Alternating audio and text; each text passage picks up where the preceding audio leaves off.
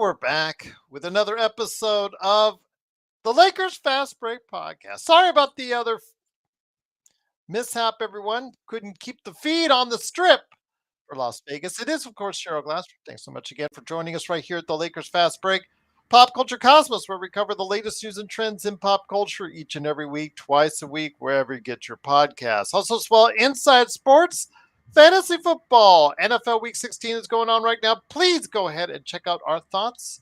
Plus, of course, the playoffs are here for Fantasy Football. So go ahead and check out what we're doing today at, of course, Inside Sports, Fantasy Football. Pop Culture Cosmos, like I mentioned, we have a great show lined up for you as we talk, of course, about what's going on with the VGAs that happened just the other day.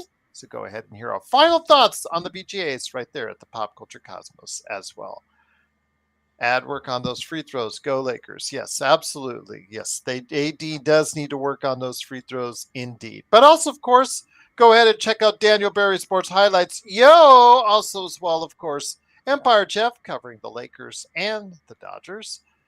The Lakers in 5, John McCallion channel. Of course, Stone Hansen at report_court.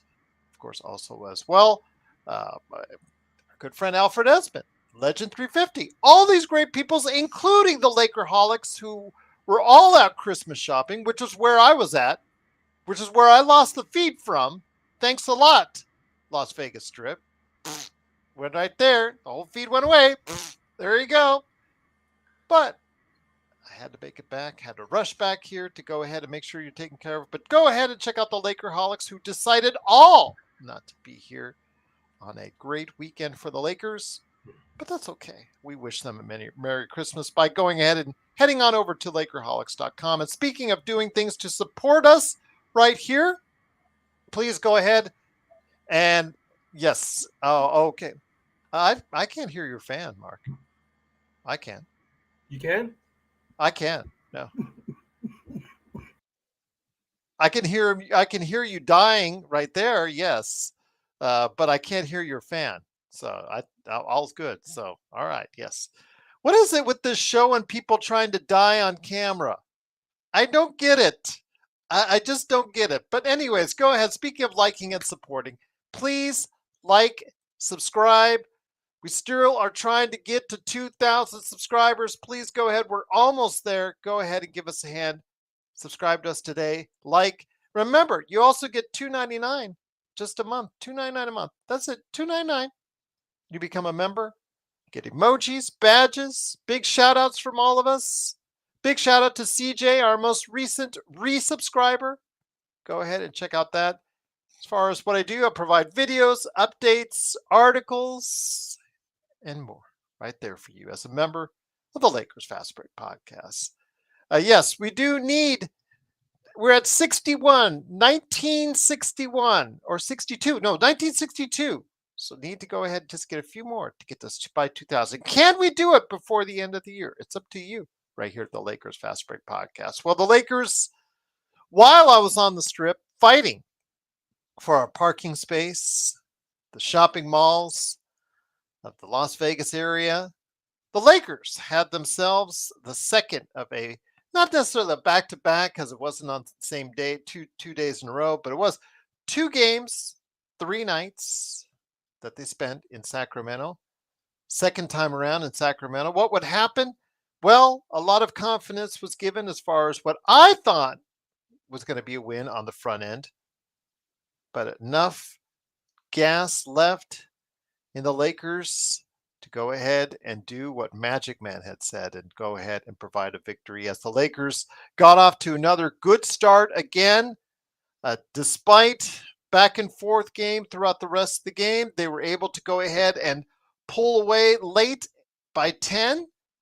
Some moronic decisions got the Kings back into place as far as within 2, but the Lakers had just enough momentum, and also with AD not, again, just having an off game, but not providing you what you need in the clutch with some 2 free throws. He missed the first, he missed the second, but on that, Rui Hachimura got in. He tipped the ball away to Austin Reeves, who did hit his free throws. As Xbox right there, Whew, wiping off a close victory for the Lakers, 103-99. And here today, again, deja vu. Are the panelists indeed? These guys are had to go ahead and, well, while they were down, they might as well go ahead and eat and drink while we're there. It is, of course, first up, first man here. It is, of course, our own version of Chris Hemsworth down under. It is, of course, Mark, aka Xbox. Mark, again, kind of nervous, some questionable decision making. When the Lakers were up by 10, thought JJ should have hit a timeout here. LeBron should have went to the basket instead of just doing an ISO three there.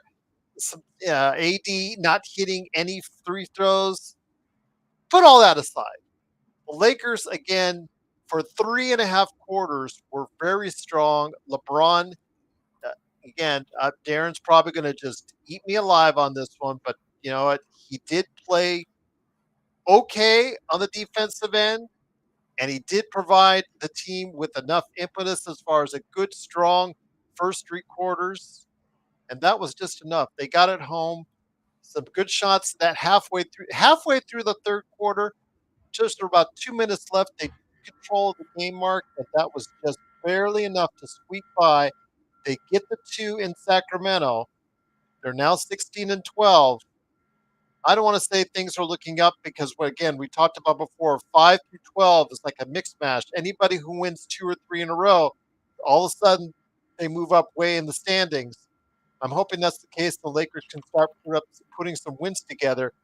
What do you think this will do for the team after a second victory in a row in Sacramento? Yeah, g'day boys. I'm absolutely stoked. I mean, to get the second win against the Kings when we thought we weren't going to get either of these wins, and possibly the next game against Detroit was going to be the win, of the upcoming 5 or 6 games that we had. So, yeah, I mean, you got to look at it objectively. We won, so we're going to be happy. But then when you look at it in behind that, there's still a few issues, like you said there, Gerald. The lack of timeout call by JJ was a little bit odd, especially with 2 minutes to go. And Sean and I touched on that before, but we felt like that was a missed moment. We felt like Reddish was out there way too long in that fourth quarter. So, what's going on with Dalton? There's still a lot of questions, but we got to give it to JJ and the boys in terms of the results. We're 16 wins and 12. And when you look at, and you know what, I was thinking about this. I was shooting some hoops this morning after Barcelona let me down. And I was having to think about, what Ham said the other day after they won the cup in Milwaukee. And would Ham have gotten the same results as JJ's getting with this team? I'm going to say no.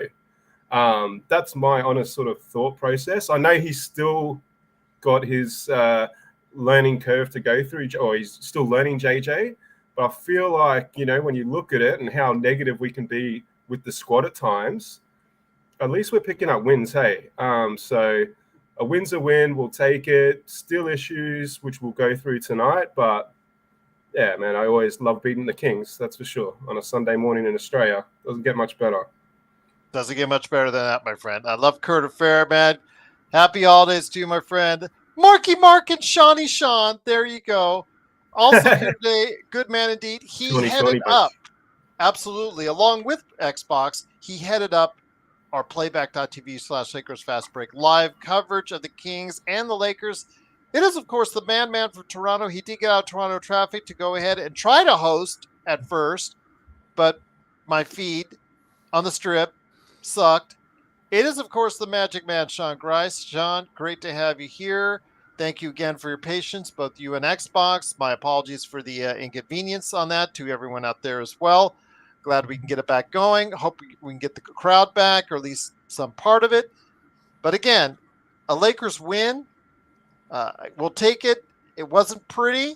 LeBron, though, the all-time minutes leader after the last game. This game was just icing on the cake, but we didn't mention that he did become the all-time regular season minutes leader in the last game. We all talk about how, we don't want him on the team, that, and all this and all that. I get it. I understand. If you're frustrated with LeBron, I get it. But today, despite his woeful shooting from three, he still managed to get 32 points, 4 steals, 6 assists, and 7 rebounds. In a game like this, Sean, that ain't half bad. Half bad at all. And by the way, Trill, should be noted, LeBron is now one of 13 Laker players who scored over 10,000 points wearing the purple and gold. So congratulations to LeBron. Congratulations him. Yeah, absolutely. For that as well. I mean, he passed that mark in the last game. I thought we should bring it up. Anyway. And the all-time minutes leader as well. Absolutely. As well. So he had kind of a renaissance game for him early in the first half, Gerald. He was 8 for 8 in the painted area. Looked like he had shaved at least 6 years off of that, what's soon to be 40. I'm in the 40 club. Welcome, LeBron. One of us. Anyway. But no, he doesn't turn 40 until next week. 30th. Yeah, 30th. Yeah. Okay. Yeah. 10 days after you, Sean. Yeah, you're 20th. Yeah. Yeah, he's 11 days. Yeah, he's so cool. You're his elder. Yes, I am his elder. Yeah. You're his daddy. Yeah. Oh, there you go. So to speak. Sorry. No, that's okay. That's okay. That's perfect the way you said it. That's right there. Okay. Yeah. Anyway, if it wasn't for if you had told me that AD had 10 points and LeBron shot 1 of 8 from 3, Gerald, I would have said we lost by at least 25 in Sacramento. Yeah. But turns out they actually forged through a lot of BS, self-inflicted and also from the refs, and managed to get a victory. And I was going to say, Gerald, JJ kind of showed his rookie stripes tonight because he called the timeout with 12 and a half seconds left. If Sacramento still had a challenge left, they would have won that challenge because the ball did go off AD, even though LeBron got hacked. I know. Whack, right there on the forearm. You can't challenge somebody getting hit over the forearm or shoulder, but you can if it's an out of bounds play. Anyway, somehow I just love these rules. I don't. Yeah, they're wonderful. Kind of a disheveled, raggedy game though, Gerald, for both teams. Didn't shoot well from outside. Sloppy, very sloppy. Yeah. For a really efficient De'Aaron Fox game, again, the Sacramento Kings can't find a way to pull out a victory. That's 17 losses for the Kings now, Gerald. That's a lot in what's basically been an 8-week. They're 13 and 16, just to let you know. 13, close to 17. Okay. Yeah. But still, though, if you're closer to 20 losses than 20 wins at this point in the Western Conference, you're almost getting ready to fold up the tent, Gerald. So, like you said, the heat is on for Mike Brown. About a week ago, guys, the Lakers were in 10th. But I had said, if you put some wins together in that 5 to 12 grouping, all it takes is a couple wins together and see where you go from there. And the Lakers have put 3 wins together, Mark. They now find themselves in 5th place in the Western Conference. But it can easily go away. But with the Detroit game coming up on Monday, our time, Tuesday, your time, the thing I want to go ahead and add in there is D'Angelo Russell, who gave you 20 points on the back end. The thing that we always worry about, especially when they play these close games together in proximity, is how much they get from the bench. And I think that LeBron, even though he wasn't aided by AD, if he can get consistent production from someone on the bench, it's altogether much better for the Lakers and gives them a chance to win games. Oh, for sure. Like, that's what we hoped would be the situation with D'Lo when he went to the bench, is that he'd get that mindset of, I could be the 6th man of the year here. And if he is the 6th man of the year, well, we're going to be right up there in terms of in playoffs and things like that. And he's got that capability, but he's played well tonight, but it was only a couple of games ago where I was absolutely savage on him. So it's hard to know what's going on with D'Lo. He's not consistent, but yeah, look, and it's even harder to know what's going on here in the West, guys. Like, when we had this discussion about a week ago, Gerald, we were thinking we're in 10th spot, and we were sort of like, man, that's probably where we deserve to be, or that's where we are in the West. But really, when you look at the teams around us, how they're playing, how close it is, I don't know. Like, is fifth where we're going to end up if we keep going the way we are? It's a really tough league to predict at the moment. And does this suggest to Rob and the boys, or Rob and the crew, should we do something here? Are we that far off? Do you know what I mean? Like, well, again, if the Lakers go and tank against Detroit on Monday, it all and changes. lose on Christmas Day, it goes right back. I know. Whatever $7,000 is saying right now is the exact opposite, and $7,000 will look like $1,000 again. So, as Joe would say, is this team? This team is going to be where it's at. It's going to go up. It's going to go down. It's going to go up, and it's going to go down. But it's going to stay right in that middle of the pack, right there, 5 through 12. If anybody's expecting anything higher, I think they're really kidding themselves with the kind of roster we have now, Magic Man. So, I'm agreeing Mark with as well on this. So it's kind of puzzling to me that you guys are like, oh, Jero said this, oh, Joe said this, oh, blah blah blah blah blah. Okay, yeah, we did. Is it still better for the long-term progression of this team and this roster to go ahead and trade AD and LeBron? Yes, it is, because this is all you're going to get. You're going to get play-in eligible teams that are going to be right around where they're at, because you're going in Golden State on Christmas Day, and that never looks like a good proposition for us if that's the case.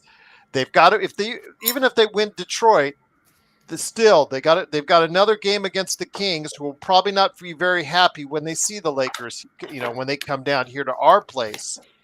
So the Lakers, if they want to go ahead and ease your minds and they want to ease our minds, they need to put more than just 3 wins together.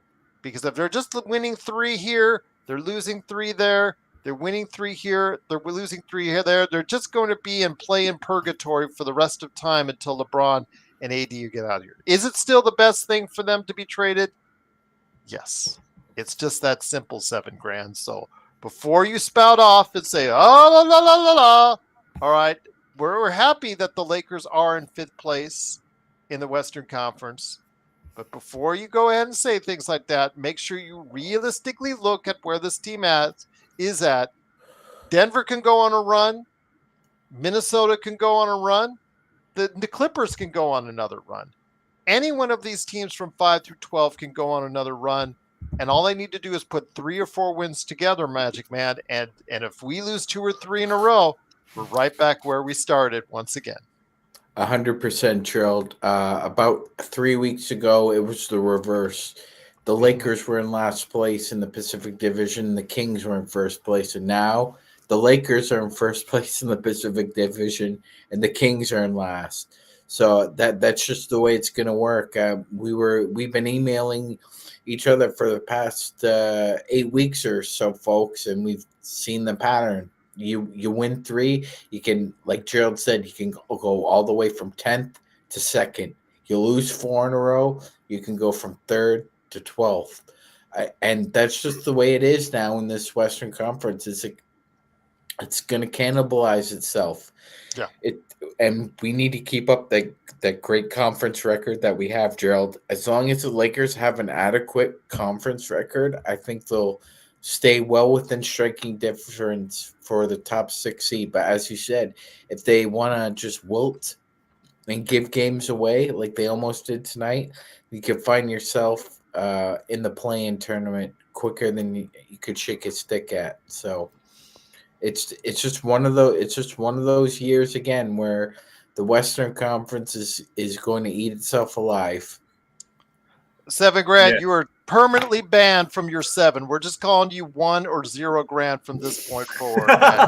Yes, that's your grand plan. Well, it's a lot better than what you have, right, my friend? Because again, with LeBron and AD, with the surrounding lineup that they have, Mark, you're gonna it's so tied into this team. And these guys are not consistent at all. We're praising AD right now. Excuse me, we're praising D'Lo right now. We're praising some of these guys that give effort, that have been able to give us results. Gabe has actually showed up and become an NBA player all of a sudden. Yeah. How long is that going to last? How long is D'Lo going to be able to be effective coming off the bench like this? How long are we able to get? Can they string games together? We're already seeing Max Christie.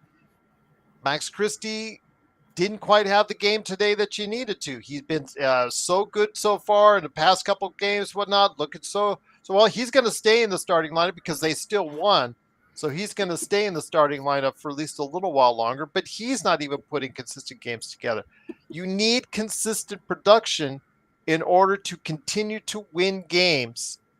And if you're not, we're going to see this continually yo-yoing all over the place. But if the Lakers, Mark, they get the win in Detroit, they can at least afford to go ahead and take an L in Golden State. Although Golden State, remember when they were number 2 in the Western Conference? Yeah. Things were looking great. They're now 10th in the Western Conference. So who knows what you'll see when we get to Golden State. But if they win in Detroit, they can at least take an L. But they'll have to beat the Kings again next week in LA, and that's going to be hard to do because they'll be pissed off because they lost 2 in a row in Sacramento.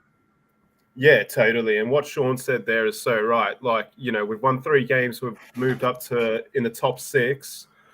We could lose the next 3 or 4 and be 14th. So really hard to know what's going to happen. But if we focus on like some positives, and Sean's mentioned this a couple times now, like since Max Christie's come into the lineup, how much better they're playing at the start of games. We'll give it to him. He hasn't had a great game tonight, numbers-wise, but the change seemingly has worked. Certainly early days. Gabe, you just mentioned it then.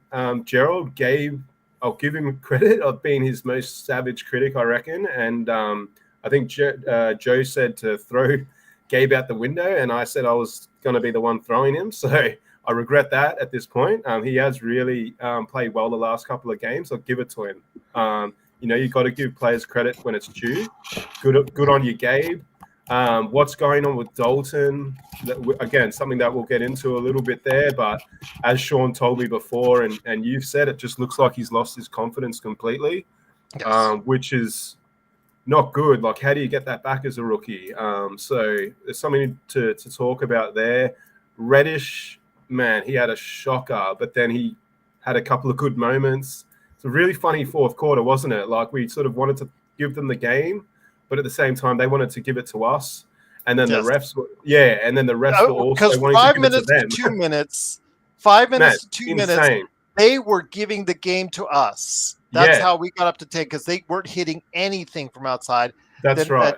At the 2-minute mark, when we got up by 10, guys, you could see it. Just the decision-making was extremely poor on both ends of the floor, and we tried very, very hard to give them the game back, and it was just like, just get a timeout.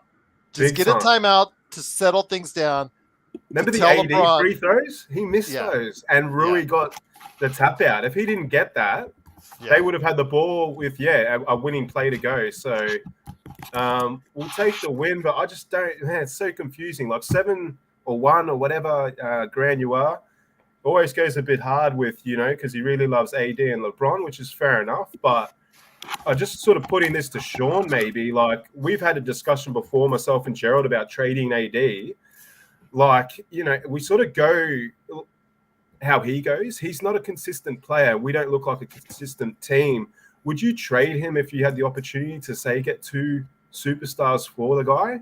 I mean, not an all-star, but say a Cam Johnson and a they're talking about that Dorian Finney-Smith. I know we don't want him, but say Claxton. I would not. No, not for him. If you went to OKC and you said, okay, I'm going to give you a package of 3 of the young guys, including Jalen Williams or Chet Holmgren, then that would kind of perk my ears.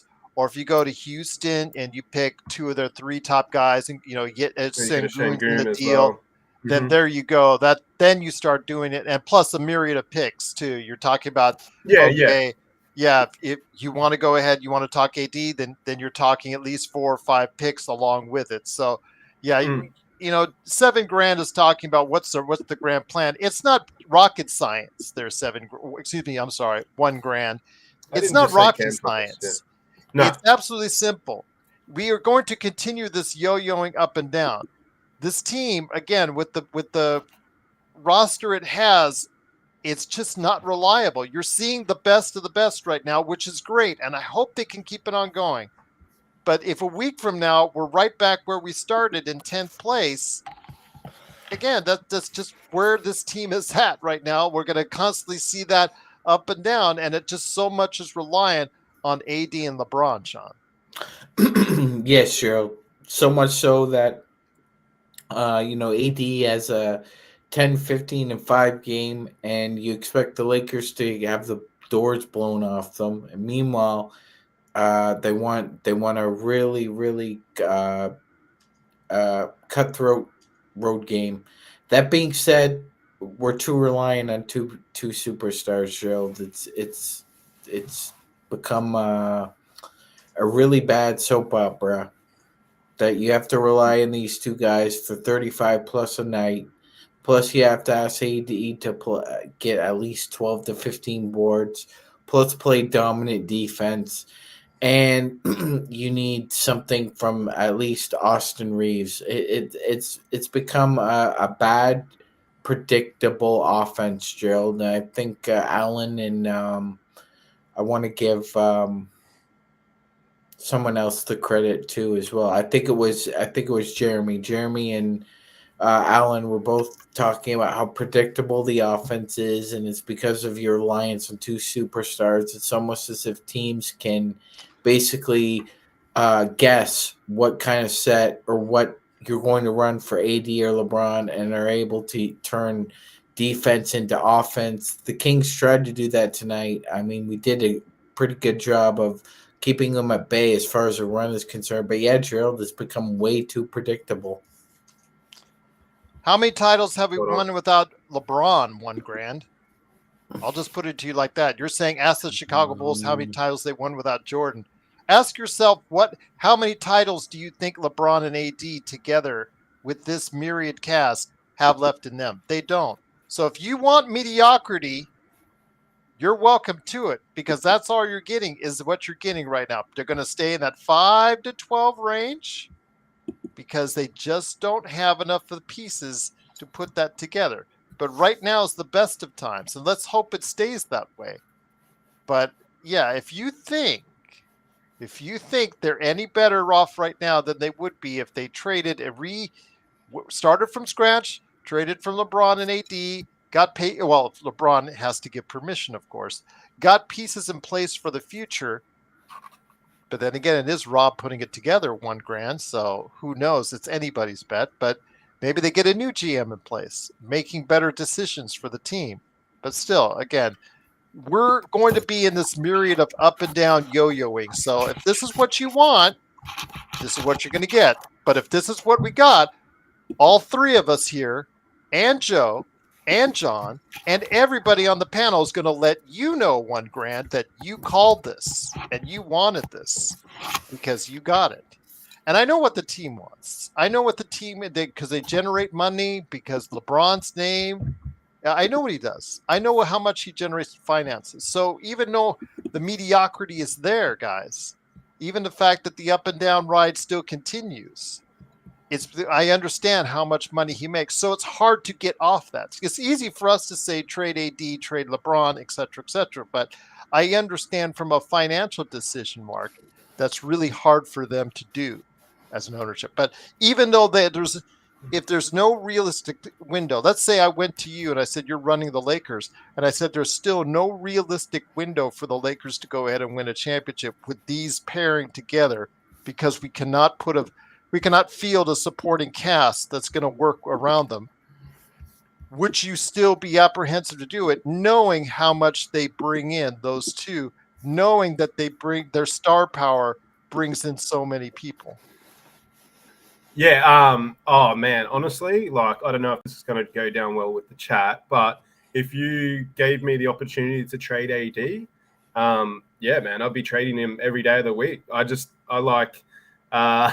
Not every day of the week, obviously. Like we said there, it's got to be the right package for us. It's got to make sense totally. It's got to be a package that's in our favor. But it just still worries me, just the way he acts on the court. I know at early days at the start of the season, he was very, very good, but he's shown no signs over the years to be able to dominate other big men consistently. So just like on a pure sporting basis, no money involved, not caring about the finances of the club, I'd be trading AD 100% if we could for the right package. I just don't have any feelings towards the guy. He doesn't remind me, like we spoke tonight, Sean, of meeting the moment and like guys like Pau Gasol when they step up in game sevens, or just even like a Joker. Joker's carried Denver this whole year, not for 3 or 4 games like AD did for us. So I just don't think he's a winning player. That's probably, if you look back on it, Sean, man, what a point tonight, about 10,000 points for LeBron in a Laker uniform. Did he get, I wanted to know, like you said, I think he was the 19th player to do that. Was he the quickest player to do it? Because he hasn't been there long. That's a great question, John. I'm gonna find out that, and yeah, it's the 13th. Like I'm gonna find 13th. That out. Yeah, I'm gonna find that out right now. Depending on that, like LeBron's probably held up his side of the bargain these last few years they've been together. And sorry, guys, like AD hasn't, man. I just don't feel like other people do towards him, and I don't see like he is a superstar, but he's not. He's a tradable asset in my mind. He's trade bait. Sorry, guys. $1 grand just proved it right there. He'd rather be mediocre than lose 69 games. So if you don't like the idea of a rebuild, he is one of those. He just admitted he is one of those that celebrates mediocrity. You don't care about taking a step back to move 2 steps forward. You don't like that. I get that. $1 grand. I get that. But the fact is, when LeBron and AD are both gone, we're going to be left with the team that you wanted. The team that you wanted also losing 69 games. We won't have AD. LeBron will be retired, but we won't have draft picks. We won't have any assets, and we'll be sitting there with our hands just like going, what? Waiting for the next superstar to try to fall into our hands. That's what you want. That's what we're going to get. But again, I'm going to try and put this into a little bit more positive screen as far as type of scenario here, and just try to pivot away from $1 grand and his, excellence and mediocrity. Magic Man, the Lakers are 17-12. They are in 5th place. They're a game and a half out of 4th. Again, if they could put together a strong run before the end of the year, maybe they could find themselves in a position where they are in the top 4 by the end of the year. But again, it all amounts for putting wins together, which we have not been able to do consistently since they were 10-4. Do you think that they can go ahead and put these wins together? Again, the schedule itself, it's not too difficult before the end of the year, but it's not also a walk in the park. And we've seen with this Laker team, every time we go ahead and we try to elevate them, every time that $1 grand tries to elevate them, they let us down. So I'm trying to keep my feet on the ground when it concerns them.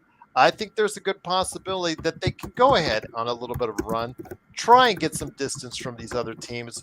But again, a lot this week, I think it's going to be very important. They put 2 of those 3 wins together. I think that can get them on their way to at least closing out this year pretty strong. I agree, Gerald. I think especially if you get that win on Monday against Detroit, I think it's well within the realm of possibility Lakers get at least one of the next 2 before the year's out. And you either go into the new year with a 6-game winning streak or winners of 5 or 6. And guess what? In the Western Conference this year, when you're packed like a can of sardines between 3rd and 13th, winning 5 out of 6 probably vaults you into at least the middle there. So I love how I just proved $1 grand wrong in his idiot comments again. $1 grand. You know what? Again, we don't mind you here. Your difference of opinion is welcomed. And of course, the fact that you are not by Darren, speaking unintelligibly, it is what it is. Okay. I would not hate the Lakers to go on a winning run. I mean, I host this show. I host this channel. I ran this channel. I zoom back from the strip in 20 minutes to get here to run this channel. So don't tell me what I would like or what I don't like. But you know what I do like? I enjoy cutting you down, and I enjoy also as well telling you you're wrong, because you are. And don't ever compare me to Skip Bayless, because Skip Bayless is just absolutely one of the worst individuals on TV. So don't do that, because you are not welcome here if you are. You want to celebrate mediocrity, you go ahead and do so. I like the Lakers to win and win championships. That's what we are in. We're championships or bust. When they don't hit that level, then something needs to be done to change that. Gerald, Yeah. I've asked you to put up a screen where Mark was asking about the fastest Laker to 10,000 points. It's LeBron James, Mark. Yeah, there you go. That as soon as you said that, I had a bit of a thing, and I thought he would have been the quickest because he hasn't been with us that long. Yeah, and if you look at some of the names in the margins there, he's going to pass Jamal Wilkes, Van Mickelson, and I believe he'll pass George Mikan as well and become in the top 10 scorer as a Laker of all time. So, I mean, credit to him. Look, 10,034 points, and he's played approximately 375 games for the Lakers. The dude can score. I mean, some of it is, stat padding we've spoken about in the past, but man, well, if you look at it, I'm going to share this again for everybody. Again, Mark, he's fourth all time in scoring for the Lakers. Man. Only Baylor, O'Neal, West have scored more in a Laker uniform per game than LeBron has. So yep, even more than Cobes, eh? Even slightly. And in the first half, though, we had 8 for 8. I think it's correct. Yes. 21 points. Yes, first half. It's that kind of tone. It's that kind of message in a game where he could have easily come out as old LeBron. Like, he's still a threat. I don't really think people truly understand. He's still a threat from about 12 feet in to average around 80% shooting. It's when he gets outside the painted area, Gerald, and we saw it in the third and fourth quarter, man. He just falls in love with that three-point shot too much. I know he's critical of it and good on him, but he should also be self-critical enough to know there are some three-point shots you shouldn't take. And that shot with 18 seconds left on the shot clock, Gerald, with just under 3 minutes left, was just a heartbreaker. Because that gave the Kings had two wide open opportunities after that. Herter was open for a three, and so was Fox, and they both missed. So the Lakers got a lot of luck tonight as well in Sacramento to pull out that victory. Absolutely, which we'll definitely take. And again, the Lakers have won 3 in a row. They are 5th place in the Western Conference. Again, they have to go ahead and put some string some wins together, Mark. That's the key. That's the ticket. Max Christie in the lineup, again, not giving you much offensively, but defensively. In Thursday's game, he was a lot better. I think a lot more presence for him. Today was kind of an off game for him, but they're going to keep him in the lineup because they just don't have that consistent 5th player right now. Put D'Lo back in the lineup. Okay, what does that give you? You have your problems that you had at the beginning of the season again about perimeter defense, et cetera, et cetera. So unless he's hitting like he did today, do you trust him if they go ahead and put him back in the starting lineup? Do you trust D'Lo to go ahead and be the player that he was like earlier this calendar year when he came off the bench, became a starter once again, and played lights out for the Lakers? No, definitely not. I sort of said it at the time, and he did come back into the starting lineup, but I can't see a pathway for D'Lo to be back in the starting lineup. And I just can't. Obviously, if there's players out, then yeah, maybe it makes sense. But I think he's our best option off the bench. He's much better to play off the bench than AR because he can run the offense. So, I'm not saying D'Lo couldn't be a starter in the NBA, but I am sort of saying for us, I don't think it makes any sense to try to look to do that. I think that's the last thing we'd want to do. I think he, when he does come on in the 5th or 6th minute of the first quarter, he can catch players a bit tired and catch a bit of fire. So, if D'Lo plays the way he did tonight and has for some games when he's been on the bench, we will be a strong team because he's a pretty strong, guy to have coming off the bench. But he's so inconsistent. Honestly, like it was 2 games ago that. Who was it against, Joe? Was it when we lost before the Memphis game? Can't remember who we played, but I was telling this to Sean before. He was completely out of control, and we spoke about it on Postgame.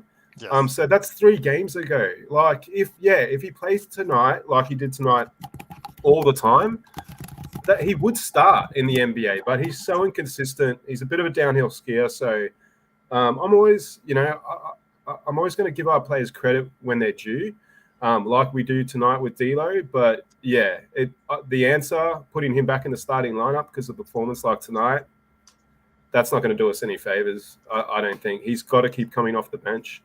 AR had a funny performance tonight. Like he had a couple of 3, or certainly 1 3 in the last quarter, which was big, and he obviously had the free throws. But he was quite off at times in terms of his 3-point shooting. But like the one I just quickly, if we can talk about, is Connect. Man, Connect 3 or 4 games ago, guys. 5, okay, cool. And 8, that's 9. what Parade on Figueroa on Twitch was asking. Are you guys concerned about Dalton Connect as far as his development is concerned? I'm massively concerned, because the guy in Philadelphia is not being talked about at the Rookie of the Year because he's injured now. Yes. Dalton was, then there is no one being talked about right now. No, for the year. Well, then someone like Dalton should want to grab that award because, man, it's a great award to win. And guys like Pau Gasol have won it, and then they've gone on to have amazing careers. So, but what happens with Dalton now, guys? Like, when does he next come back into the lineup? Sean, is it? I'm really worried. I just don't know what's happened. Honestly, I don't. I don't know the game as well as you guys, and I was telling this to Sean before. I know how rookies and things like that come into the Australian Football League system, but this is a really funny, 20-odd or 30-odd games for him, isn't it? You've got a 37-point game in there. He's carried the team. I think we lost that game, but then or we might have won that game. Then the next game he exploded as well, and then he's gone off the boil. So, yeah, But again, I can't defend him. I've been wanting to defend him, but I can't. He's played soft, and he had his chance in the starting lineup. He had 3 more games, 4 more games as a starter. He never played well when he started. And it just went downhill. Yeah. Once it starts going downhill, this team has no confidence. They will not. Once he starts missing a couple shots when he's in there, they will not go back to him. They will not go back to him. They will not trust him to do that. LeBron, AD, you can see it. The ball does not move in his direction. When he hits a shot, the ball moves in his direction because they think he's just going to get on a heater. But to play like that is just so tenuous. You're nervous. But Joe, he's just a young player just trying to make it in his first year in the NBA. But go ahead, Mon. Yeah, I know Sean's got to go now too, but just quickly, and we spoke about it earlier. It was only 3 or 4 games ago, or whenever he had that explosion, that LeBron was telling all the other teams how stupid they are, and now the guy's not even playing. So who looks stupid now? Do you know what I mean? When he came out with that post, telling all the other GMs that they're essentially effed because they didn't trade for Dalton. It's a pretty funny situation to post something like that, and then for the guy to not even play 3 or 4 games later. So man, I don't. It's just a weird one for me. It's he was the one shining light when things were going wrong just recently. Yeah. And now, so I don't know. What do you think about Dalton, Sean, and where that's going? Yeah, you know what? I was just reading a quote he had recently, Mark, where he talked about how he felt that one of the reasons why he's been a bit sluggish lately is because of the road. And I'm not sure if it's just a rookie thing, Gerald, where you're maybe not used to going on the road as a professional for the first time. True. You can't get into a rhythm, or you're not sure how to get into a rhythm. So it changes your prep, changes the way your work ethic as well. So I think it's kind of a few adjustments he's having to make on the fly too as well, Mark. But yeah, I think a lot of it comes down to just for some reason he's lost confidence. When he was on the hot streak, he was averaging almost 8 3 attempts a game. Now in the past couple weeks, it's gone down to 4. So I mean, It's insane. if you're kind of reducing your efficiency from a shot perspective, something's going on there. It's either coaching or it's in your head. And I don't think it's coaching. Like you said during playback, Mark, I don't think it's a case where JJ is telling Dalton not to shoot. I don't think they're putting up red lights and stop signs for a shot, but something's going on there because there's no way you should be averaging 5 minutes where Christian Coloco gets like 10 or 15 and is outplaying you.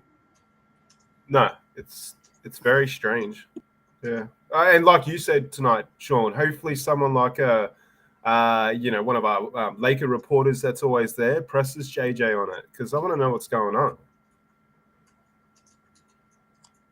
I'm just going to say this. He might be in his doghouse. I embrace winning championships and finding a pathway through. And again, this is the day when the Lakers won. So I'm not going to go into too much into detail on this one, Grant. But again, we will continue to stand by our statements that the best path is a different path than the one we're taking now. If you want this path to continue and you can find a way to go ahead and build a championship team around LeBron and AD with the limited assets that we have, by all means, go to El Segundo, knock on the door, or security. You'll probably have to get through security first, and see if you can get in the UCLA Health Center and go ahead and present Rob Pelinka with the plan. Because obviously every plan that everyone has come up with, like Laker Tom, to you, to everybody else, has not been a winning formula for a championship since 2020. And with the continued mistakes Rob keeps making time in and time out, it's clear we're not going to be able to do that continuously like we are. This team is built like this. We're going to continue to see it. All these teams between 5 and 12 have pluses and a lot of minuses. And we're going to continue to see that over the course of the year. There's a reason why all of our panelists picked the Lakers to be 6th through 11th in the Western Conference. It's not because we didn't like the Lakers. We don't love the Lakers. We don't want the Lakers to win. No, we do want the Lakers to win each and every game. But if they just don't have a team that's going to be championship material, do you really want to go through another play-in scenario again, where they're out in the first round again? If that's what you want each and every year, by all means, we're going to get that, because that's what this team is right now. Unless we can find ways to build better supporting pieces for this roster, because the supporting pieces right now are really up and down. It's great that they're high, but we'll see what happens next week. Are we going to be saying this Magic Man next week that they're really playing well? They put these games and wins together? Or are we going to say otherwise? Who knows? We just don't have any confidence right now that the Lakers can put and keep winning together. In my best Ted Koppel voice, Gerald, only time will tell. $1 grand, you don't make sense. You don't make sense. You're here saying this because the Lakers are winning 3 in a row. You were quiet as a mouse when the Lakers were in 10th place in the Western Conference, having lost 3 in a row. Gerald, I'm surprised your inbox for the Lakers Fast Break hasn't been inundated with emails about how the Lakers should play Max Christie more. No, you know what, ladies and gentlemen? The Lakers have won 3 in a row. Oh, Rodell sent me those messages all summer long. JJ Redick has asserted some authority and decided he was going to supplant Austin Reeves and put Max Christie in the starting lineup, and it's paid dividends so far, Gerald. And the Christmas goose is this. It's not about playing Max Christie more. It's about playing Max Christie the right amount of minutes. 18 minutes tonight. A few points. Gerald shot pretty well. Had 2 steals, 3 rebounds. He was effective on ball defense against De'Aaron Fox. I mean, don't expect that night in and night out. But the past 3 games against John Morant and De'Aaron Fox, he's played damn good on ball defense. Gerald, you hopefully are going to see that Monday, when I think he'll be put on Cade Cunningham. Although I may regret this later, I really do like the matchup of Cam Reddish on Cade Cunningham come Monday night. That being said, it's another big test for him, Max Christie, on the perimeter defensively. And, good on him. It's about playing him the right amount, not more or less. I think people need to kind of understand this. First of all, it's about playing smarter, not harder. And the smart way to play is to play Christie the right amount, not more, not less. What did Darvin Ham do when he decided to experiment with Taurean Prince's minutes, Gerald? Yeah. Obviously, we saw, and what happens with Milwaukee. I mean, did we not say, okay, look what happens when you put a whole bunch of effort into winning that NBA Cup? What happened on Friday night, Sean? They got their ass kicked by the Cleveland Cavaliers, Gerald. Mm-hmm. Yep. And now you'll say, oh, it's the Cleveland Cavaliers. It's at home. Okay, that's fine. We'll say that now. Well, let's see how they look in the next 3, 5 games, 7 games. We'll see. But kudos to OKC. They were able to overcome it as far as they won on the road. Yeah, big win for them after what happened for them. So maybe they won't go the way of Indiana on that end. But we'll see. We'll see how it happens. If that NBA Cup lag does happen to Milwaukee, I'm going to give it more than just one game in Cleveland just to go ahead and just gauge that for sure. I have a feeling that they're going to move it to March. I know there's people in the chat that been thinking about that. That's a possibility. Whatever. Gerald, I'm not a big fan of the Cup anyways. They're up 20. They're up 26 right now, but they're playing the Wizards. Okay, the Wizards are barely an NBA team. Yeah, they're a joke. Yeah. The Mavs? They were. They're not. They're only 6 or 7 points up now. But hopefully, Mavs can win so we can stay ahead of Clippers in the standings. Actually, I want the Mavs to lose. Oh, so because guess who's above us in the standings right now? Right. Yeah, I know. We'd only be a full game behind them, right, Gerald? Mm-hmm. But then what happens if Clippers up to win? you guys. So it's the same thing, isn't it? It's like, maybe they can draw. Which is not possible in basketball. Again, the Lakers closing out this calendar year strong would go a long way, I think, for building some hope, which I think that Seven Grant has for this team. And credit to him for that he still thinks that there's some kind of championship window for this team. And to credit, I got to give him credit for that. I hope he's right. I want the Lakers to win. I want to be proven wrong.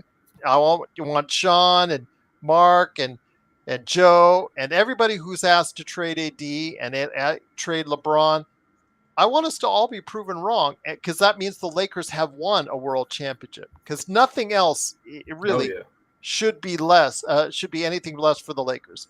Going to the Western Conference Finals, going to the play-in round, we've done that in the past 2 years with this team, and it really hasn't gotten us where we want to go. It's gotten all it's gotten is got a lot of frustration from a lot of people out there, not just Seven Grant, but a lot of people out there. So I'm hoping this won't be the up and down team that we've been seeing so far this season. I'm hoping they can put wins together, but I truly do not have instilled confidence in the supporting cast that they can be the supporting cast that LeBron and AD truly needs. With what assets we have, I don't know if we can get the kind of supporting cast they need. I don't know if we can either, Gerald, but the one characteristic has shone through almost 30 games, and that's this group, regardless of how we want to quibble about the talent and their structure, they're resilient. This is a resilient group. Gerald, last year or the year before, I thought that if you were playing that Atlanta team and you had lost the buzzer the way they did, you would likely lose 4 of your next 5 games. They've won 4 of the last 5 after that heartbreak for Atlanta. Mhm. So this team is showing some resiliency, and you have to also credit that from JJ Redick. It's Right. obviously a message from the coaching staff that there is always fight left in the game, and as long as the game isn't over, we're still gonna fight. I admire that. I admire that aspect He still about makes this some group. mistakes, He but does. again, it's just Yeah. a learning. He's a rookie coach, so you're going to have some up and downs. Like Mark, you and I called it. Less than about a minute left or a minute and a half Yeah, left. two When you minutes. saw that momentum slipping away, call that timeout to break that momentum. Yeah. And he didn't do that, so it was kind of concerning that they went 4 straight possessions and came up dry. You've got to go ahead as a coach to say, you know what, before we get to that point, we need to maybe get things together so it's not just, making those mistakes down the stretch and trying to cost this game. Now, thank God it worked out. But again, it's a learning situation. I'm trying to be more careful about JJ Redick, not just instantly give him praise, not just instantly downing him and say he's not good. I think there is promise with JJ Redick. I think as a coach, I think he does have promise. I'm giving him enough slack to go ahead and allow him to learn and develop as a coach because he's never done this before at any level or near. So yeah, I'm intrigued by what I'm seeing. He says a lot of the right things, and I'm hoping he will continue to grow as a coach and learn from these things that he can tweak. He seems to be studying and restudying, like Magic Man said, as far as what he's doing wrong and what he needs to do right and apply that. So hopefully the Lakers again, now that they're on a 3-game winning streak, seeing Detroit on Monday/Tuesday for you, I'm hoping they can continue to put things together, and maybe they can catch on Christmas Day. They can catch the Golden State Warriors continuing on their slide, and you know what? Again, by the end of the year, they could be back in the top 4. Who knows? Yeah, no, what Sean said about JJ being resilient is really, really the team, and therefore potentially the message that's rubbing off from JJ. You feel it. That's why we're going into every game. Well, look, against Memphis, admittedly, I thought we were going to get pumped, but we didn't. So there's JJ. He's obviously resonating well with the players, but then, some of the in-game decisions look quite poor at times, and we are coming out in third quarters and not being super strong too. But yeah, just like we keep saying, underlying all that, there's just something that we like about JJ. And I like his passion too. He really seems to care to the point of where he's lost it a few times, which I love. I'm that kind of person myself. So that would really resonate with me as a player. But yeah, let's see. Like, we got to give him time. He's potentially the future, coach for the Lakers for many years. So, I can't. I like seeing what JJ's doing. I'm going to keep backing him. You also got to think he's got a pretty hard hand right now. He's dealing with the oldest superstar to ever play in the game, who apparently is his mate. He's got his son there. He's got a AD.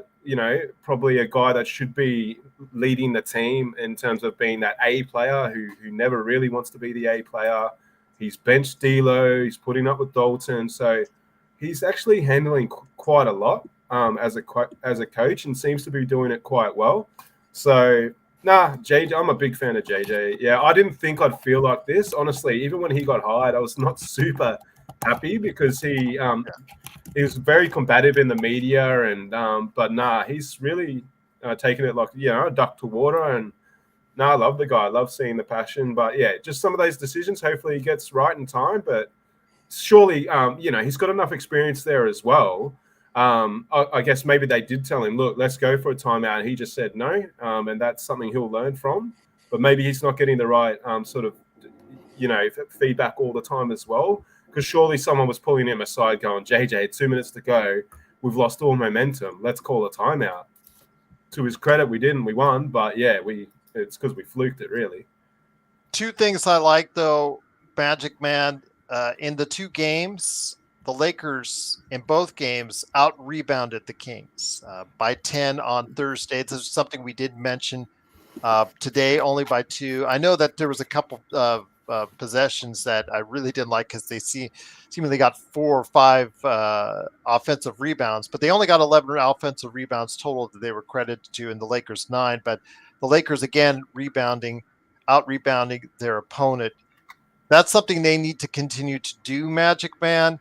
The other is the fact that they looked more, again, another credit to JJ on defense. Whatever he has done better to apply defensively, it is working. You held the Kings, again, under 100 points. You've held them to, 100 and 99 respectively. And that's something I think he needs to get a lot of credit for, is how he provided a defense that with the same players held this defense to under or right at 100 right there at both games. Your thoughts on the defensive rebounding? Again, I do think he gets credit for that, making changes, making fixes. These players, the Gabe Vincents, the Cam Reddishes, and the Max Christie's of the world, who were your defensive stalwarts, who weren't playing good defense when they were bad, somehow he's been able to rechannel them or put them in a better position to get him and the team playing better defense and better rebounding on both ends of the floor. Absolutely, Gerald. Sometimes they say the best offense is a good defense. So for an average offense in the NBA, yes, your best offense is a good defense. In the past 3 games, he's held 2 electric offenses to less than 110 points per game. And then also what they did against the backcourt of Memphis a week ago. That will win you a lot of games in the NBA, despite your average offense. If you're able to play that kind of defense, maybe not in a 48-minute, but to scale, if you could play 35, 36 minutes of that kind of defense in an NBA game and hold your opponent to under 110 points in 2024, 2025, you're going to win a lot of games, because the average NBA offense is usually between 105 to 112. So good on him. I agree, Gerald. He's found something that works, because we have the same athletes we had last year, and the defense in the past couple weeks has played better than at any point during the Darvin Ham era. I will say this, though, Xbox. And once again, the Lakers do win 103-99. I'm back with Sean Magic Man Grice, Mark, a.k.a. Xbox, along with me, Gerald Glassford. Thanks again for watching and listening. Instead of trying to go ahead and back and forth with some members in our chat, I want to go ahead and mention to you, Xbox, if you'd have told me that the Lakers would win today with Rui, LeBron, and Austin shooting combined 3 of 20 from 3, that is something I would tell you that's really, really kudos to the staff for allowing a platform to go ahead and help make that happen. One of the things I enjoyed best, though, Mark, was the fact that AD, even though he struggled today offensively, shot 0 threes. Yeah. 0. And for a guy that's right at 30%, remember, all you guys out there were like in on me, sending me DMs, sending me emails, telling me in the chat, AD, he needs to shoot more from 3. It's 43%. I said, you just wait, because the averages will bear itself out. And they have. But I'm glad that a game like today, he didn't get so frustrated. He would start going that route. When AD makes himself more available near the basket, I do think it's better for the Lakers. I'd still like to see more actions with him and LeBron, more pick and rolls, something I talked about on playback with you guys. It's just something that I think would make things a lot easier for those two. But your thoughts on AD today? Again, I don't want to say that Sabonis had his goat, because Sabonis didn't exactly have a great game offensively, but still, he was able to get the job done, and the Lakers were able to get the job done as well.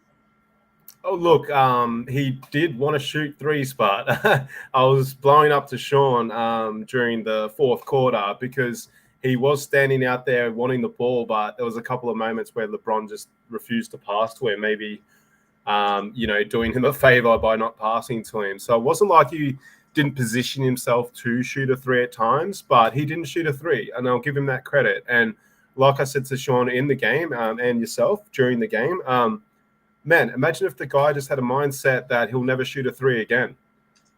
I don't know what that means for him. He'll still get 30 points a game, but it'll be way more consistent. And then he can concentrate on the other parts of the game. So the guy can't shoot. We know that. I know you're waiting for a few more bad games to remind Laker Tom of that. Well, I just has to dip under 30. Just I has to thought dip he might have got there right for at you 30. tonight. It's right there at 30. Yeah, and I mean, AD's a great player. If he had that mindset of I'm the biggest man on the court, I'm going to show it every night. Especially on Monday, Mark. You've got Jalen Duren and Asar Thompson guarding you. You should not be at the 3-point line. Anthony Davis. You should not be at the 3-point line. Yeah, and they should also take the fact that they were embarrassed, and L-Rob had to see that live, that atrocity in Detroit, I know. that egg that we laid there. You should show that tape to everyone there on Monday or tomorrow during shoot around, or Monday during shoot around if you give them the day off. You should show that and put it on a loop until it pisses off LeBron and AD enough and the rest of the Lakers to say, you know what, we're not going to let that happen again. Yeah, hell yeah. Yeah, I mean, if we lose to Detroit twice this year, I mean, I've been absolute shock. These boys have got to want to come out and play hard, and hopefully AD leads the charge.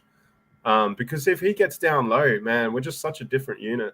And I think what's happening in the NBA is all the teams are playing the one way.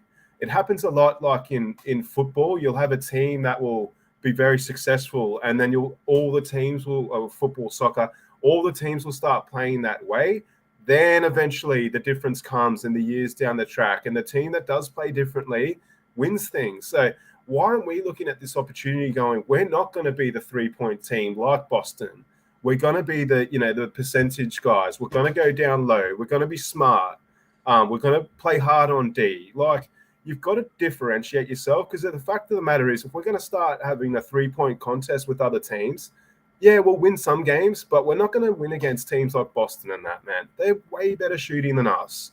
So I don't know. Like, I hope that AD sees tonight and says, I've had he didn't have a good scoring game, but he's contributed late with his defensive stuff. So I don't know. I just hate when he shoots threes. Honestly, Gerald, like you, I can tell it irks you a bit when he shoots threes.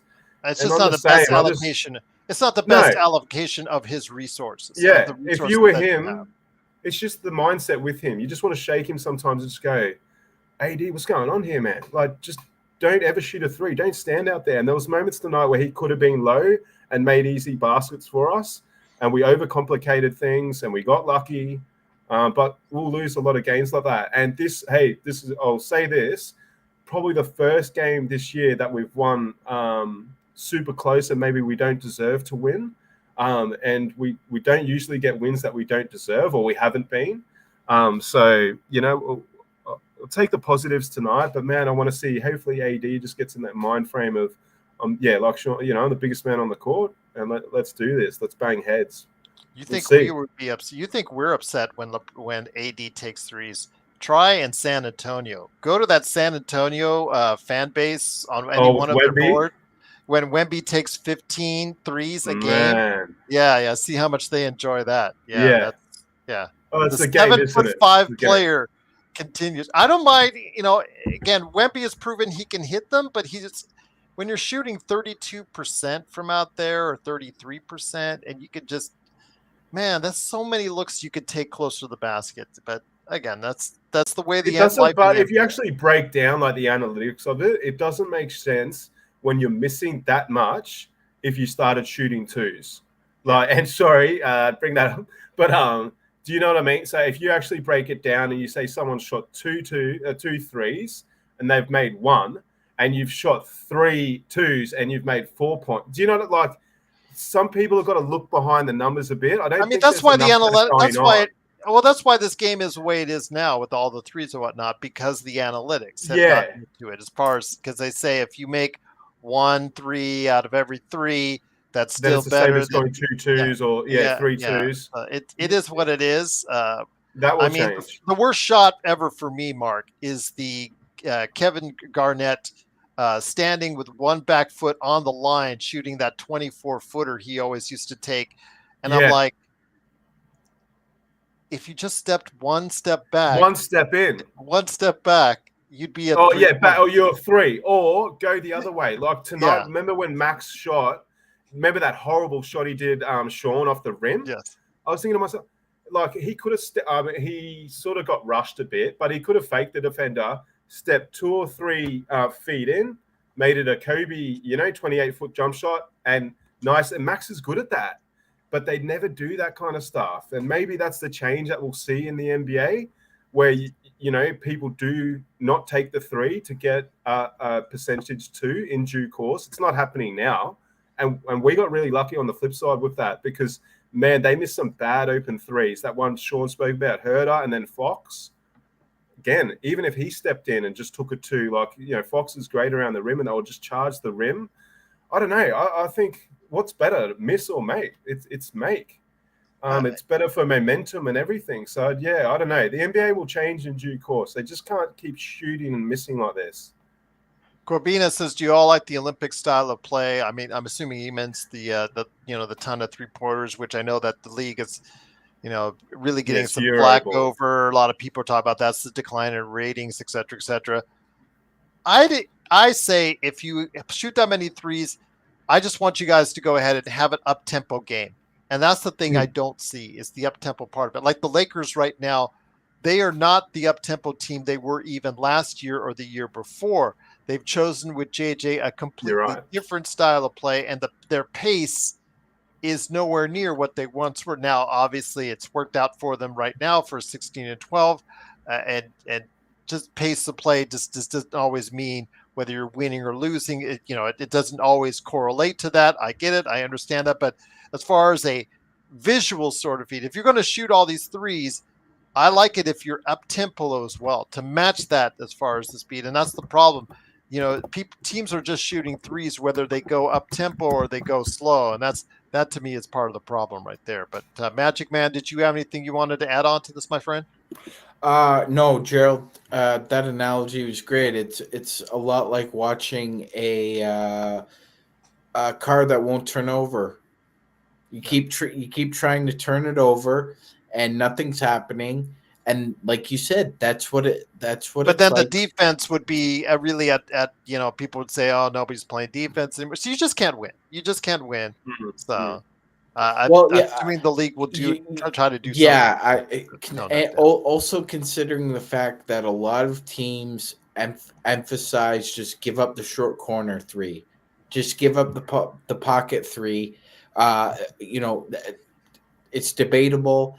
The fact of the matter is when some people say there's not a whole lot of defense being played, that's true in one respect, but in another respect, it's also part of a bigger game plan that teams and their analytics department have that show, the more vigor you put into defense, say in the second and third quarter, Gerald, you're hauling ass in the fourth, and you're gassed trying to play defense. So I think it's Gerald, we saw basketball in the 80s and 90s. Guys paced themselves. They were able to play offense and defense at an adequate or even better pace.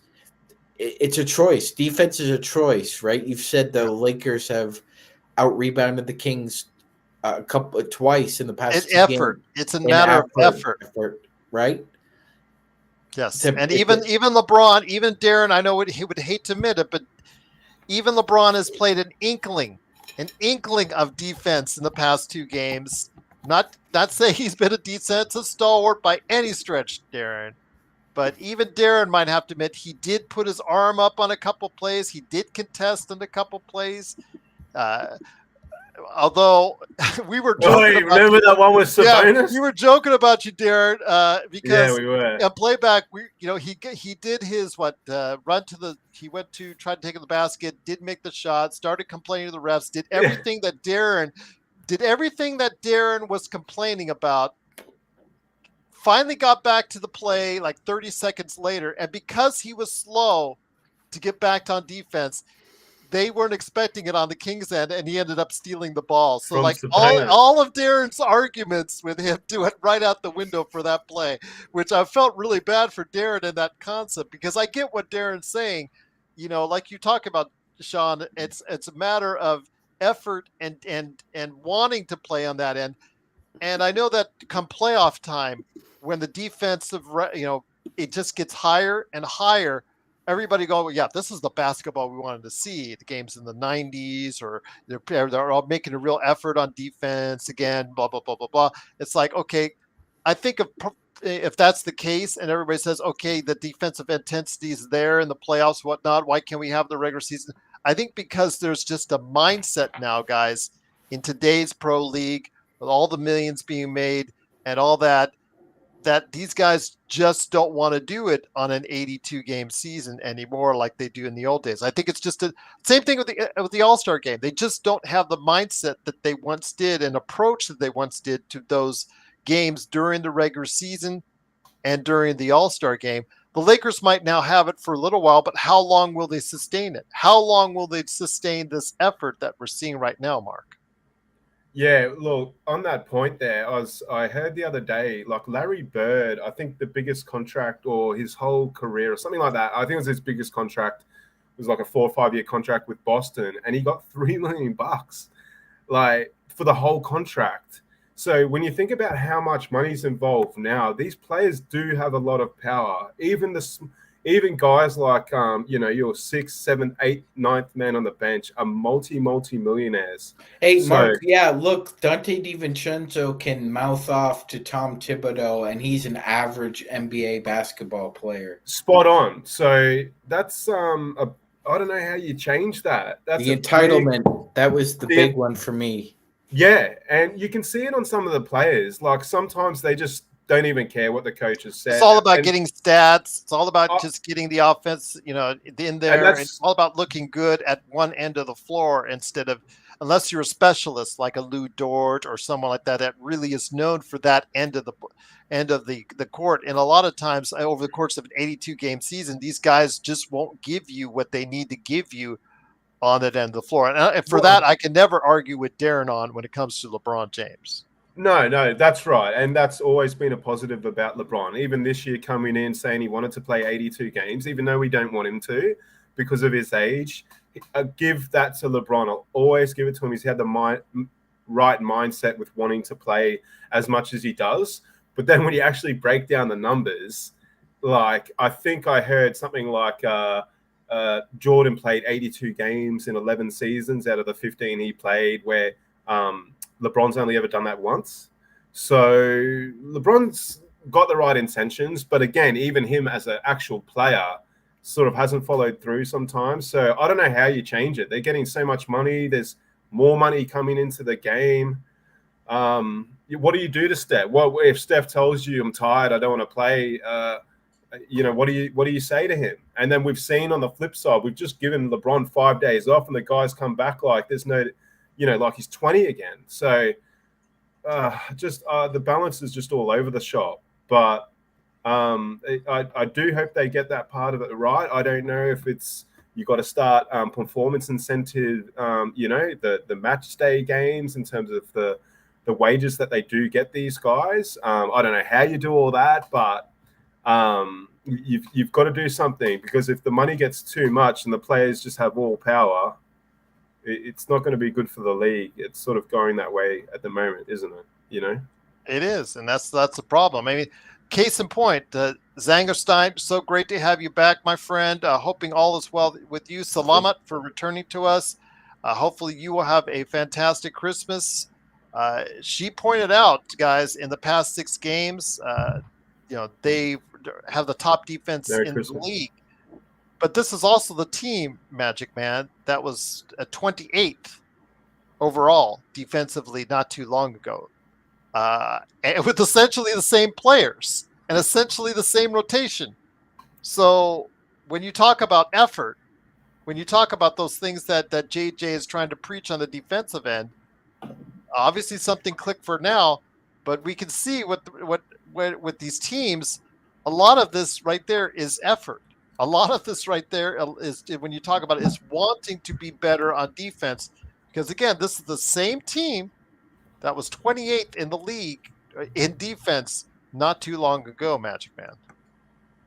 I think it's just a matter of one, finding the right sequence of rotations that works defensively, like in the flow of the game, which is really hard to do. I don't think people really understand how hard it is to conceptualize having a consistent defense in a basketball game for 48 minutes. It's a game of runs. You're going to go on a run. Somebody else is going to go on a run. It's how you respond to those runs that we found over the years that makes the difference between winning basketball and losing basketball. And JJ has just hit all the right buttons the past couple weeks, Gerald. The Lakers have won 4 or 5. They've won 3 in a row. They lost a heartbreaker in Atlanta, but rather than sulk about it, which is what I expected a Darvin Ham coached team to do, because he would sulk about it, and that's kind of a projection. JJ doesn't really sulk or whine that much, Gerald. I've also noticed that he's willing to take accountability when the Lakers suck, and he's the first one to say that we sucked. But he's also one to allow them space to not be hard on themselves, and for him to be self-critical of himself first and then the team. And I think that's paid dividends because he's inserted that mindset into the scheme. It's more about finding the right success with a particular 5-man rotation rather than me taking the credit for it.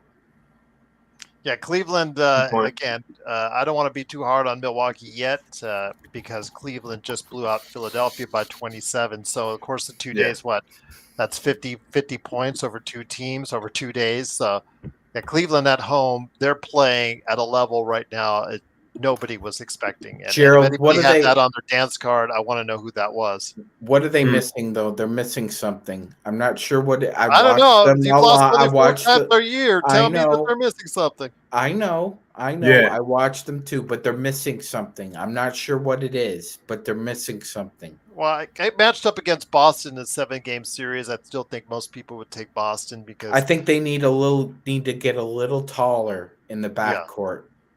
Oh, but then again, when your starting backcourt is playing so well, it's really, do you tell Mitchell, oh, by the way, you are leader, you're best player, but I'm gonna have to sit you down to put in a taller guard. You just can't do it. I mean, I understand what problem it creates in the playoffs, but Garland and Mitchell how do you tell one of those guys that they can't play when it counts the most? Gerald. Although they just lost to Coro. That was they did.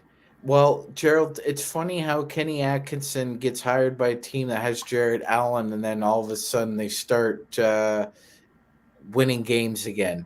Who would have thunk it? Well, everybody except the Brooklyn Nets. Yes, because they had both of them, and then they got rid of both of them, and now they're watching the Cavaliers. That they are, guys. True. But again, but they got Fernandez, the Spanish. He's doing all right. Jordan Fernandez, again, he's a name to watch as far as him as a young coach as well. I think what people need to go ahead and keep an eye. It's funny because every time they win, I can see that the team is really happy, but the front office is going, no, we just traded Schroeder away to tank, and you're doing this. At the message boards too, Gerald, because somebody always has to remind everyone else in the message board that, we've got Houston's picks. Yes, we do have Houston's picks, and Houston is 18-9 right now. Yes, exactly. So last question I will leave you guys before we head on out. And once again, the Lakers do win 103-99. An excellent defensive performance. Down the stretch, it made us nervous, but hey, we get the win and we'll take it. The Lakers are now 16-12, fifth place in the Western Conference. Who knows? There's still a chance. Well, actually, at 30 games, it would that's 2 games away. If they win Black both, Olives? I don't think the Olives are there. I think because Dallas Yeah. is winning tonight. If Dallas is winning by 15, I think They that'll are. clinch it, Mark, and I'm truly sorry for that. But fifth place won't be too bad if they can end up there by the end of the month, and I'll leave it at that. But Mike Brown, we talked about a little bit over the past few days. I said that he would be in a little bit of trouble if he loses both games at home to the Lakers, and they did. Yeah. Do you think that's going to come up? I could just feel like something's going to happen with one of these coaches, whether it's in Portland with Chauncey Billups, whether it's in New Orleans. I know Yeah. that's been a mash unit there, but yeah, I mean, they've only have 5 wins on the season. Yep. Mike Brown is underachieving right there. The luster might be gone from there. Your thoughts? Do you think one of those guys, or do you think another coach in the league might be gone rather soon? Because we haven't seen a coaching firing as of yet this season. Yeah, I'd have to have a big look at the standings and what have you, but I would have thought that he is in a little bit of trouble because if I look at their roster, You don't get DeRozan thinking you're going to lose. Man, you got DeRozan, Herder, Monk, Fox, Sabonis. Like, there's some pretty good players there. Like, when you look at it compared to, say, our squad in its entirety, I personally looking at names alone, they look like, I said this earlier in the year, to be honest, the Kings look like they have a stronger list, as we call it in Australian sport, or squad. They look like they have a stronger squad than us. Not obviously the superstar players, not Sabonis versus an AD or LeBron versus a Fox, but they're a pretty strong team. So their results aren't matching how strong they are. But on the flip side, you know, they go on a 4 or 5 game run, like we said before, and they're in the 4 again. So, Magic Man only made the point only a few moments ago. Go back a few weeks ago, they were the top in our division. Now we're the top, they're last. So tough one. Personally, obviously, we've had Brown before. He doesn't do it for me. So I'd be looking to possibly make a change anyways. Just seems like a bit of just a nothing coach. I could be wrong. I don't know the guy in depthly, and I haven't seen too many interviews with him, but he might be in trouble. But for me, although they have had issues with their squad this year, the dude in New Orleans has got to be right, like, in the mix there, just because they need a change, not for the fact that, obviously someone's going to come in and they've got a different team there, but that guy's completely lost the team from what I've read and been told. He's not a good coach. But it's also whoever they bring in might need some medical experience because that team is had everyone injured. Magic Man, do you agree or would you lean somewhere else as far as the first coach firing of the season? Interesting, Jay. Yeah, those are all quality choices to get. JSJ is saying putting in Nick Nurse into the hat. I say it's too soon for Nick Nurse. I think it's too soon. But yeah, he's not on the short list. Gerald, I would also put Billy Donovan in that group. I mean, the Bulls. Man, good point, Sean. The Bulls just have we always talk about the Bulls having a weird roster, don't we? As far as weird rosters go, they're usually at the top of the list. They have a lot of guards, Gerald, a lot of guards. And if I was Billy Donovan, I wouldn't really know what to do with a lot of guards. And Nikola Vucevic, shout out USC, Gerald. He was a great Trojan. Can score 25 a game, but he can give up 25 or 27 a game. So it's really hard. It's really hard to construct a roster around a bunch of guards and Vooch. And I don't know, man. The Bulls and Lakers always seem to be in the play-in mix every year, despite having completely different expectations as organizations. Those two plus the Hawks can't leave them out. Yeah, and now Miami as well. But for teams that have completely different expectations, the Lakers and Bulls seem to find themselves in the play-in mix. Same thing with the Warriors. Just these teams Yeah. year in, year out. And that's what I say. That's what's my argument with 1 grand, guys. I mean, again, things are looking good for us right now. But we've said this before at 10-4. So I just want people to be cautious. I don't want you guys to get too high, and I don't want you guys to get too low. But the problem is if this continues, it's going to continue to be high and low. If you look at the way it's been all season, it's continued to go be up and low. I don't want it to be that way. I want the Lakers to go ahead on a winning streak and find themselves somewhere by the end of the year in the top 4 with a chance to go ahead and have that championship run. I don't know if that's the case. I just don't see this team consistent. That's the problem. Consistency outside of LeBron and AD has been really hard to come by. The closest you could say is AR. And even there was times, wasn't it 3 weeks ago, most of our audience wanted him out and gone. Yeah. 3 weeks ago. Yes. So no one besides LeBron and AD, even LeBron, have had, just talk to Darren, even LeBron has been up and down himself. And AD, to 10 points today, that wouldn't have got it done. Fortunately, the Lakers found a way to get it done otherwise. Again, it's hard to 100% buy into this team as a championship team because you're just so worried about the bottom falling out once again. That's just my concern. Yeah, and I could be wrong and way off base, and I hope I'm way off base.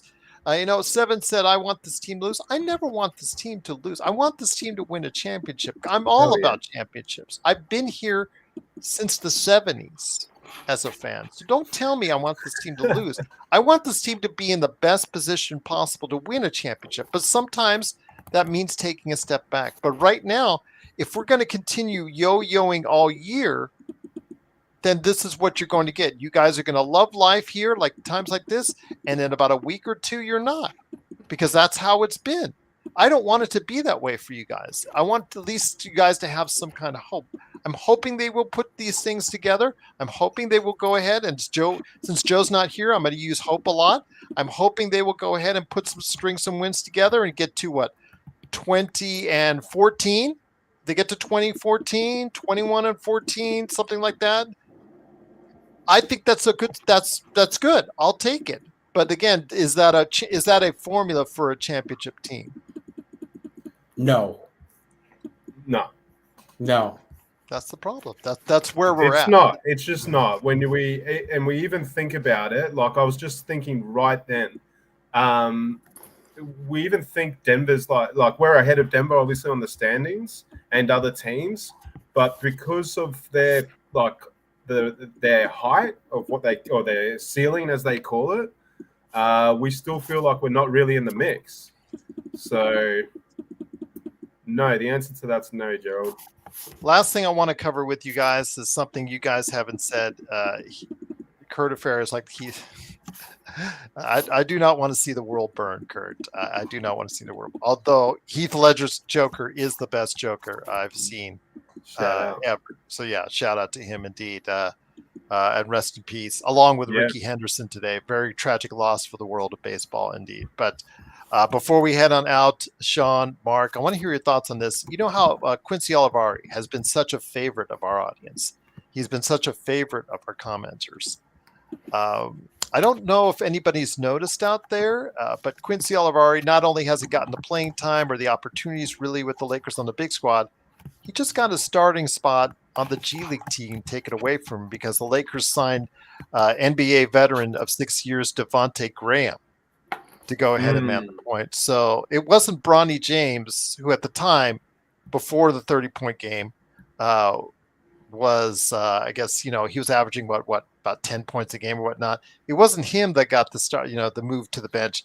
It was the guy that was averaging about 20 points a game that was moved to the bench in place of Devontae Graham. Your thoughts on this, my friend?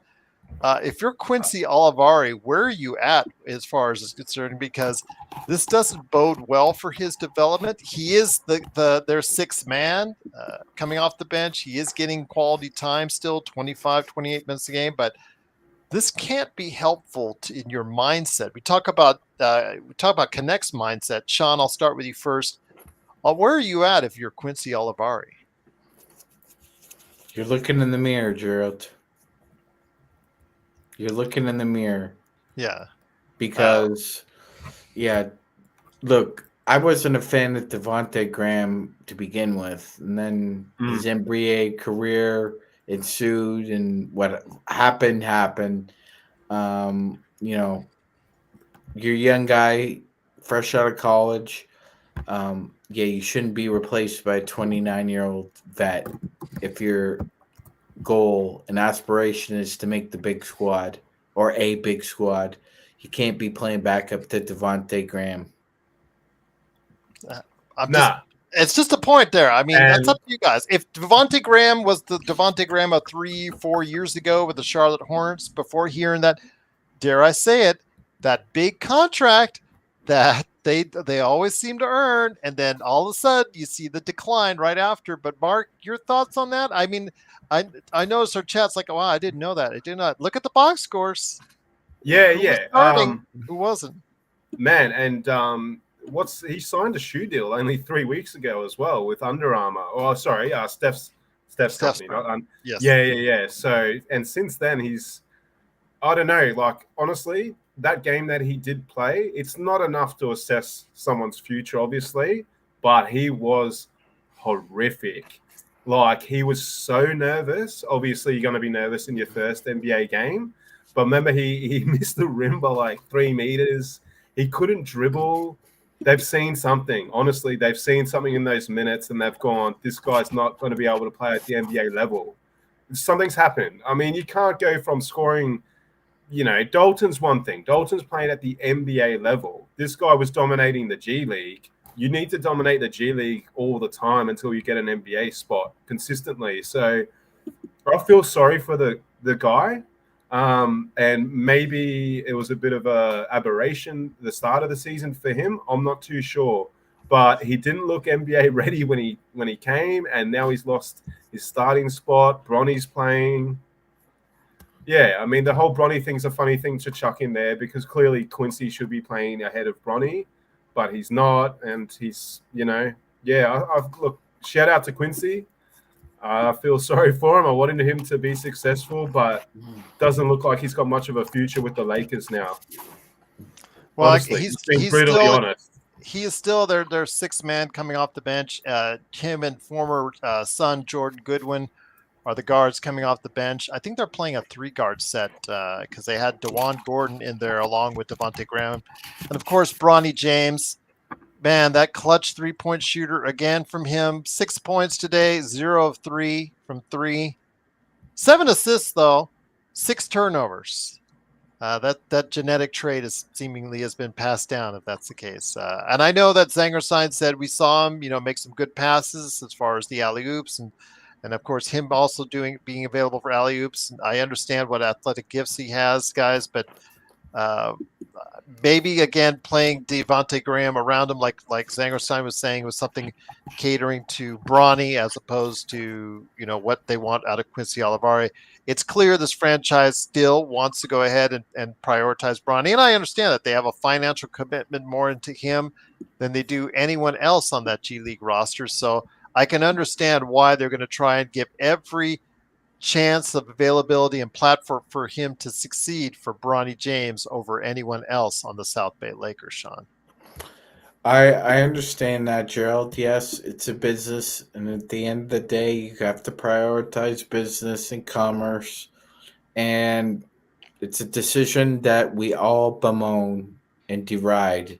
But at the same time, it's one you have to accept. You have to accept the things you cannot control. We cannot control how the Lakers perceive Bronny's future as a Laker, and we certainly can't control whether or not he is a Laker.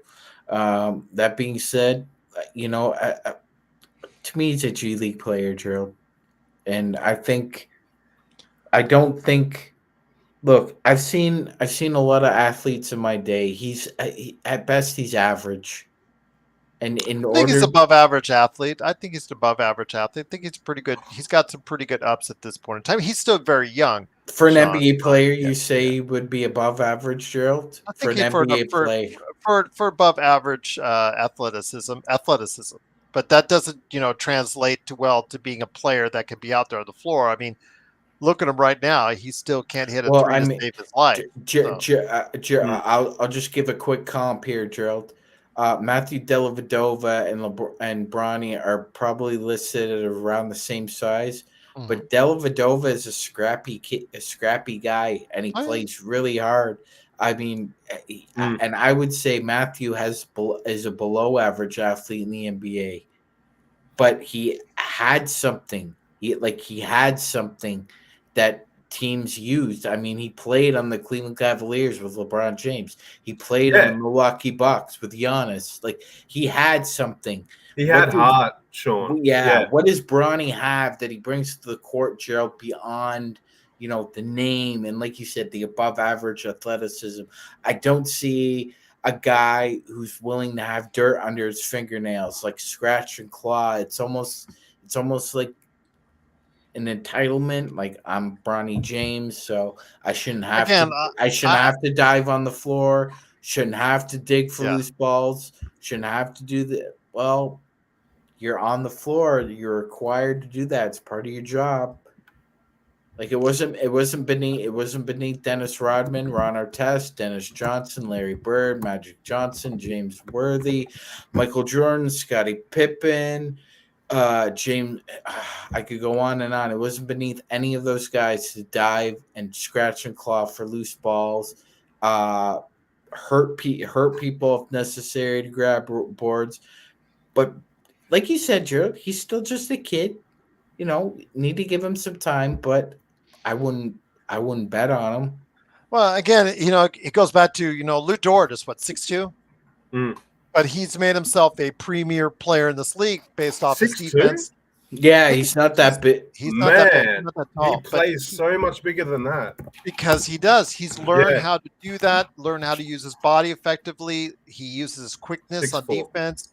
He's not 6'4". He's not 6'4". He might be 6'3", what have you. He's still smaller for a shooting guard, but you have him guarding, Giannis, for instance, at times during the cup. You have him all over the place. He's your premier defender. That's the style that you want Bronny to emulate. That's fine, but it wasn't until Dort was able to show he can consistently make shots from the outside that teams are going to be able to respect him on both ends of the court.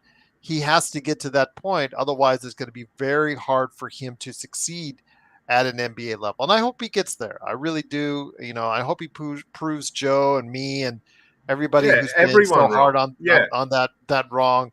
But, the Lakers are winning as far as with him, just by the fact that they've made so much money off of his name. I can't argue with that. I can't argue that. Yeah. But as a player, again, I want to see him develop. When you now are committed to him at that late of a draft pick over, and nobody else around him got that deal. Just him got that deal. So if you're going to go ahead and commit him to that deal, you got to make sure that you're providing him every recourse in order for him to succeed. And it's right now it's touch and go. Right now it's up and down, just like as it should be for a kid like that, because he's 19 years old. So you're expecting the ups and downs. I'm hoping by the time he gets to when he gets close to that contract ending, I hope he finally starts to realize what he is a player and maybe start and be able to make a contribution by that time. That's what I'm hoping for, by this third or fourth year that he's able to do just that. No doubt. And I'm sure a lot of people love to make this out to be like the Earl Clark replacing Pau Gasol narrative. This isn't Earl Clark replacing Pau Gasol. This is Devontae Graham replacing Quincy Oliveri.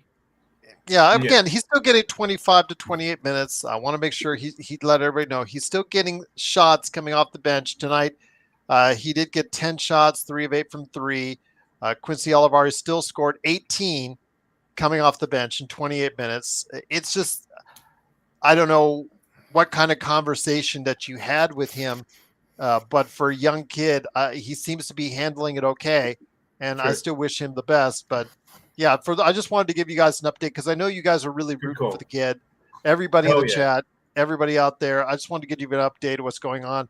He is still getting minutes, but understand he's doing it now in a role that's different than what he was doing just a short time ago. But I'm wishing the kid the best, and hopefully things will work out him for as well for the Lakers. I'm hoping Yeah. it'll work out, and if they can put some wins together and string some wins together, who knows what will happen by the end of the year. But right now, it is a victory for the Lakers, 103-99. The Lakers are now 16-12. They are fifth place in the Western Conference. I think they will be all by themselves in fifth place because the Clippers have lost already. So with that, Mark, before I get it to Sean, any last words before we head on out? Are we seeing each other before Christmas? When's our next game? Yeah, it's before. Yes, it's Monday/your Tuesday. Oh, perfect. All right. So we don't have to say Merry Christmas or Happy Holidays just You yet. can But always say that, yes. well, Happy Holidays to everyone, and Merry Christmas, however you want to describe it. But thanks so much for allowing me to come on today. Had a really good chat with Sean, especially during the game, and you, and then after. I've absolutely loved it. But let's keep rolling, guys. Like, man, Detroit's very. I mean, I'll just have a quick look here. They were playing well against Phoenix. Looks like, maybe Phoenix will catch them in the end. But man, Detroit, let's beat them, and then let's roll into your Christmas Day and what we call our Boxing Day here. And let's try to smash the Warriors out of the park too. And then we're looking at 18-12. And we're right in the mix, guys. So yeah, a win's a win. Sloppy game in the end, but I felt like we deserved the win from what I saw in the balance of play more than them. So we'll take that. And 2 wins against the Kings in a row. Happy days. But yeah, absolute pleasure being on with you guys today. Pleasure is all ours. Thank you so much again, Mark, aka Xbox. Great on playback.tv/Lakers Fast Break. Looks like Golden State will win on the road to Minnesota. Impressive win there. Detroit is up by 10 with 9 minutes left in the fourth quarter on Phoenix, so that's a little bit of a surprise there. But Magic, again, the Lakers for the victory. And, 7 for all the stuff he said. He wants the Lakers to be the way they're at and try to build around that. And I get that. And I want him to be right. But, saying I don't want the Lakers to win, I think it's probably the most asinine thing you could say. But with that, I will give him credit for wanting this team to win. As so many people out there in the chat want this team to win with who they have. They feel it's the best chance to win now. Sometimes we're at a pivotal point, Magic Man, between what some people say they're looking at for the future for this team and for what people are trying to hold on to what we have right now. Absolutely, Gerald. And if you're realistic, you'll find some common ground in the middle there where we're likely not going to exceed expectations with this particular group. Now, in additions, different conversation, but with this group, I think they're doing the best they can with what they have, Gerald, all around coaching and players. And I will say this, and I'd like it to be heard. Despite his ups and downs offensively, it's now apparent that Max Christie can play passable to very good NBA level defense. He stays low. He moves his hips with his opponent rather than his feet, which what he was doing his first couple years, and that would end up in disastrous play. He's fundamentally sound. He's keeping square to the basket and to his opponent. He's really doing a good job of basically making sure that his fundamentals are sound, Gerald. And I think that's something that can be consistent moving forward. It's really up to Max. But at this point in time, I would say he's a good NBA defender. And the Lakers haven't had one on the perimeter since we lost KCP. So this is a positive for the Lakers. So I'll tell you what, though, it is the Lakers 103-99 over the Kings. They did win both in Sacramento, putting the team in a position, hopefully, to finish out the year strong, but we'll wait and see. But for tomorrow, we'll try and see if we can get Ox 1947 back in the mix. We hope he's doing okay. I know he's been traveling back and forth, so he's got some stuff he's had to deal with, and hopefully a lot on his plate, actually. So hopefully wishing him all the best, and hopefully he'll be back here soon. I know Jeremy will be asking like 500 times, where is he at? Where is he at? Where's that? He is hopefully going to be back with us probably as early as tomorrow. Hopefully if we do a nightcap. But if not, we will be definitely doing something on Monday for you after the Detroit game as well. So truly appreciate Xbox and Sean stopping by. Truly appreciate you stopping by. I even appreciate Seven and the holiday spirit stopping by. You know, I know people were asking me to get rid of him already. You know what? Again, I'm in the holiday spirit. I'm going to keep patient a little bit longer. Should have been more patient with him earlier, even though he said some things that he'll probably regret later on. But that's okay. He'll come back another day, and I hope you will as well. We'll keep at it if you keep at it with the Lakers. Of course, you can do that with us right here at the Lakers Fast Break Podcast.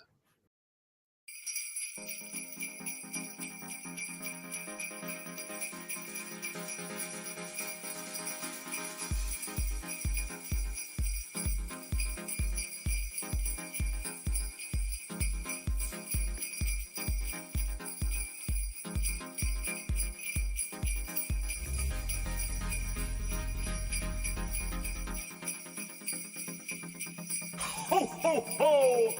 Merry Christmas!